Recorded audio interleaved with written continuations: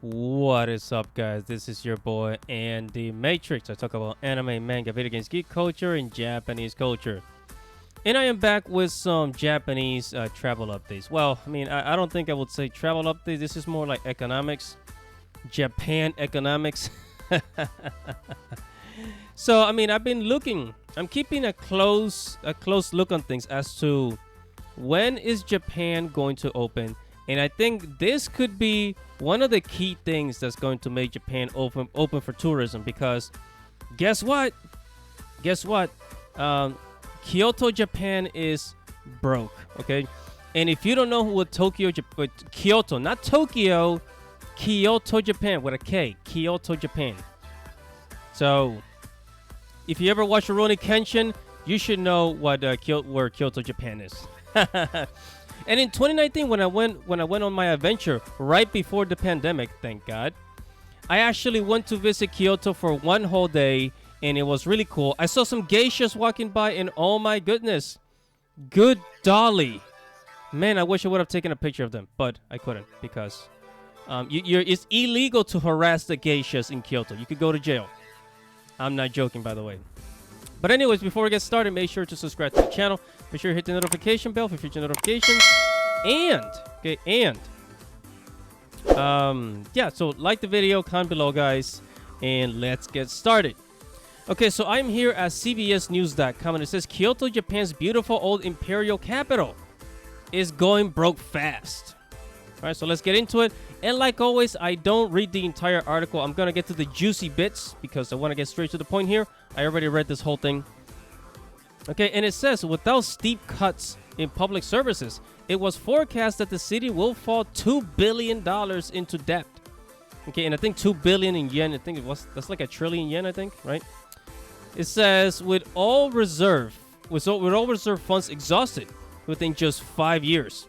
It says Japan's continuing ban on tourism amid the Pokemon virus pandemic has hit Kyoto especially hard. The city helped to draw a whopping 31 million visitors to Japan in 2019 alone. And I was one of those. Yeah, I was one of those visitors out of the 31 million. So you're welcome, Japan. It says, but tourism has now dwindled to a trickle of most domestic visitors. Japan's overall inbound tourism plunged to about 250,000 people last year, the lowest since record keeping began in 1964. Yeah, so they need tourism. Okay, they need it. It is a need because there's local businesses. So a little something that you got to understand about Japan, because here in America, we have cars. Everybody drives in America. Especially if you live in the Middle East, like a state like Arizona or Kansas, you need a car. You will not survive in America without a car, okay? That is a must. It's demanded. It is commanded that you drive in America. In Japan, you actually don't need a car. You can go anywhere in Japan on train. The train will literally take you anywhere in Tokyo. There's a bullet train that takes you from Tokyo to Osaka, to Kyoto, and I actually took the bullet train to Osaka in Japan. To Osaka and Kyoto. It was really fun. That thing is fast. That thing is crazy fast. Anyways, so yeah, they need tourism. So if this doesn't convince them, if going broke doesn't convince them, then I don't know what. Because and I'm not here to preach. I'm not here to tell anybody what to do with their lives. But look, the Pokemon virus has been out for 2 years and a half, and it's not going away. The Pokemon virus is basically like the flu or the chicken pox. Okay, we already have a vaccine for it. There's already herd immunity and all of that. So I think we coughed on each other, we spread it around, and I think it's time. I think it's time. So if we all got the virus, we all got what's called herd immunity. Hey, we can all, hang out now. All right. But anyways, another thing here, it says, Japan Times. Why is Kyoto going bankrupt? Because Kyoto borrowed, I think, over almost $1 billion they borrowed.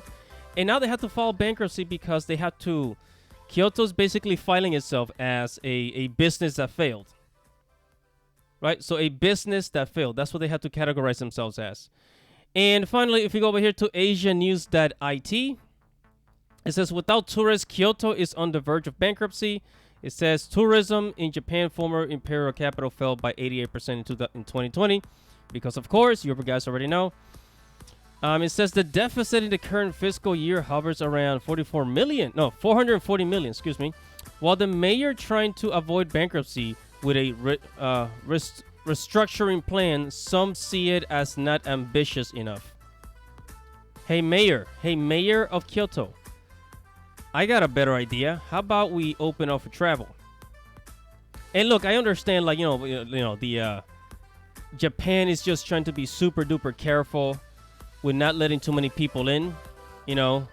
Going back to the Tokugawa times when they isolated themselves for 200 years. They're comfortable. They're comfortable being isolated. It's their nature, and I love them anyways. But I mean, if we take a look at the countries that have opened up for travel in 2022. I mean, take a look at here at travelofpath.com. It says countries without any travel restrictions or entry requirements. If you see Europe is big on the list. Europe, they don't require you to be vaccinated or wear a mask or anything. It says France, Rwanda, Sudan, Malaysia, French Guiana, Trinidad, Portugal, Australia, Malta, Belize, France, Rwanda, Sudan, Malaysia, French, Mexico. I think Mexico never closed down. El Salvador. I think Norway. Yeah, Norway opened up. Slovenia. A lot of European countries. All over Europe, you can travel. You can travel without needing the jab. Okay? And in one final article here. Okay, so this is just to show you how desperate some businesses in Japan are for tourism. Because, I mean, think about it. They had 31 million tourists the year before the pandemic, in 2019. The year that I went. Right? And now they're down to only a few hundred thousands. And spread that throughout the year as to actually how many people went. So if you go to NHK World Japan, it says only 8,000 foreign tourists visited Japan from June to July. That's crazy. It says Japan's Immigration Service Agency says about 8,000 foreign tourists arrived in June and July. And honestly, I'm going to tell you guys right now, most of those 8,000 tourists, most of them were from other Asian countries, Korea, China, Hong Kong, Indonesia, Thailand, Vietnamese. Most of them were from that part of the world, from other Asian countries. Not America, not Europe. I bet you like half of that is from Asia. Because a lot of people don't know this, but most people think that, Japan has a lot of tourism from Americans, North America, Europe. Nope. Japan has most of its tourists come from other Asian countries. Okay? And whatever your thoughts are, if you're waiting to go to Japan, I mean, this is one of the biggest reasons why they need to open up. This is one of the biggest reasons why I think probably by 2023, in the fall of 2023, I think that's when maybe they will fully open for tourism. We shall see. Whatever your thoughts are, make sure to comment below. Make sure to like this video and subscribe to the channel. Hit the notification bell for future notification. Guys, thank you so much for listening. This is your boy, Andy Matrix, and Godspeed.